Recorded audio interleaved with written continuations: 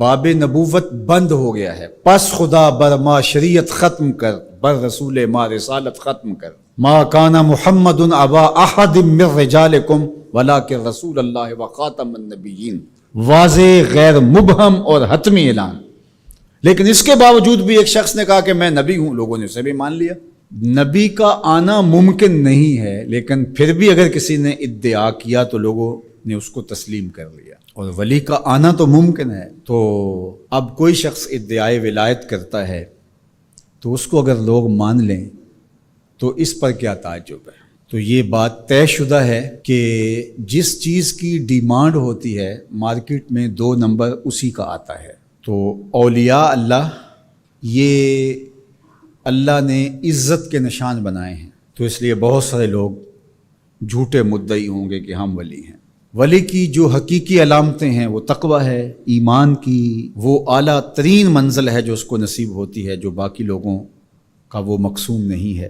تو اب یہ تو منزل حاصل نہیں ہو پائے گی ان کو۔ اب ولی کی ایک ظاہری علامت جو بادی النظر میں ہے وہ کرامت ہے۔ اب کرامت کا ظہور بھی 2 نمبر لوگوں سے نہیں ہو سکتا، لیکن کوئی جھوٹی بات منسوب تو کر سکتے ہیں اپنے ساتھ، یا کوئی مکر، کوئی فن اس کو کرامت تو قرار دے سکتے ہیں دجل، فریب اور دھوکے کے ذریعے سے، اور ایسا ہوتا ہے۔ تو اگر 2 نمبر اولیاء پائے جائیں اور ہم پہچان بھی جائیں یہ 2 نمبر ہیں، یا کسی کی جھوٹی کرامت کو سنیں، تو اس کا یہ مطلب ہوگا کہ ہم اولیاء کا انکار کر دیں۔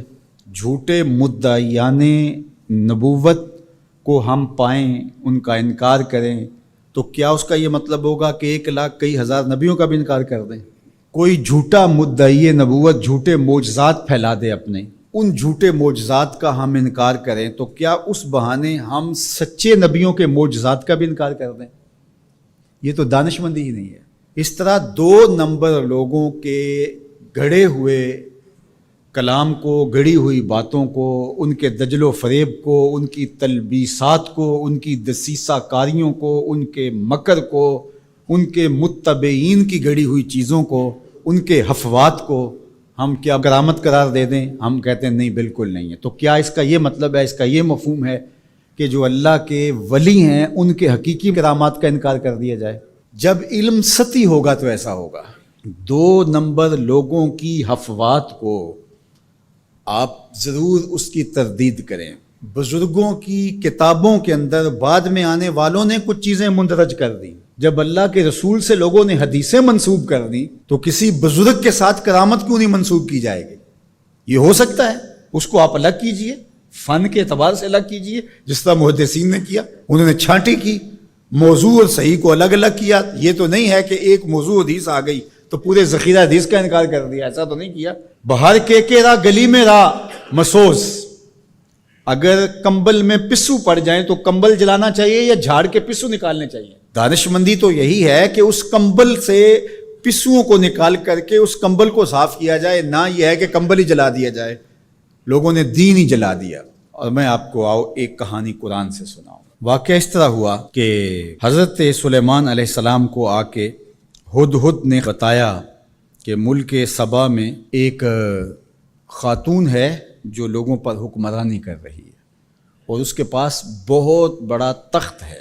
اس تخت کی چوڑائی اور لمبائی علماء تفسیر نے لکھا کہ 60 ہاتھ چوڑا تھا اور 80 ہاتھ لمبا تھا۔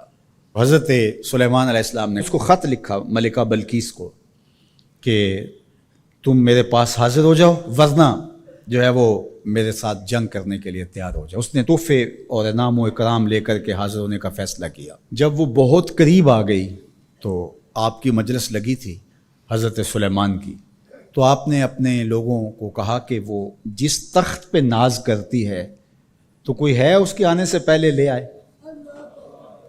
اور وہ بالکل قریب آ چکی تھی۔ تو ایک جن اٹھا، اس نے کہا حضرت یہ خدمت میرے ذمہ لگائیے۔ قال عفریت من الجن، وہ بڑا قوی ہیکل، بڑا طاقتور، بڑی توانائی رکھنے والا، اس نے کہا کہ حضرت یہ ذمہ داری میری رہی، کب تک لے کے آؤ گے؟ کہا مجلس برخاست ہونے سے پہلے پہلے لے آؤں گا۔ صبح کو مجلس لگتی تھی، دوپہر کے وقت برخاست ہو جاتی تھی، تو اس نے کہا مطلب میں دوپہر تک لے آؤں گا۔ اللہ اکبر! 1 مہینہ جاتے ہوئے لگتا تھا، 1 مہینہ آتے ہوئے لگتا تھا۔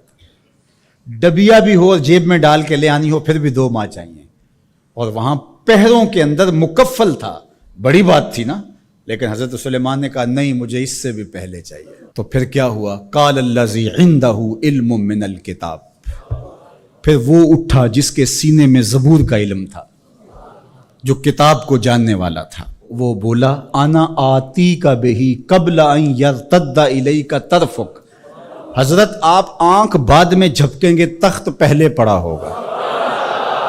اور حضرت سلیمان نے ابھی آنکھ نہیں جھپکی تھی، تخت پڑا ہوا تھا۔ 1 مہینہ جاتے ہوئے لگتا ہے، 1 مہینہ آتے ہوئے لگتا ہے۔ یار حضرت سلیمان کا امتی آنے واحد میں تخت لے کے قدموں میں حاضر کر دیں، اور یہ قرآن نے کہا ہے، تو شاہ نقش بند بخارے سے قابل میں نہیں آ سکتے۔ باقی امتوں کے ولی شانوں والے ہیں، لیکن جس طرح حضور نبیوں سے افضل ہیں، حضور کی امت امتوں سے افضل ہے، حضور کی امت کے ولی باقی امتوں کے ولیوں سے افضل ہے من حیث المجموع۔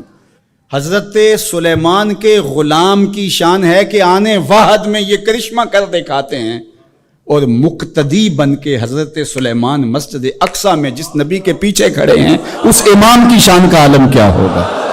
جس کے غلام کی یہ شان ہے، اس کے امام کی شان کا عالم کیا ہوگا؟